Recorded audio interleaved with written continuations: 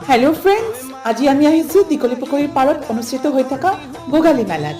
আহক আপোনালোকক মেলাৰ ভিতৰলৈ লৈ যাওঁ। মেলাৰ ভিতৰত একদম উগুল থুগুল পৰিৱেশ। আৰু ইয়াতে চাওক ফ্ৰেণ্ডছ, পিঠা, লাৰু, চুঙা পিঠা, দৈ চব খোৱা বস্তুৰে একদম উভৈনদী হৈছে। আমি মেলাত ফুৰিলোঁ আৰু এটা বিপণীত গ'লোঁ লাৰু পিঠা কিনিবৰ কাৰণে। আৰু চাওক ইয়াতে দেখা পালোঁ কলা চাউলৰ পিঠা।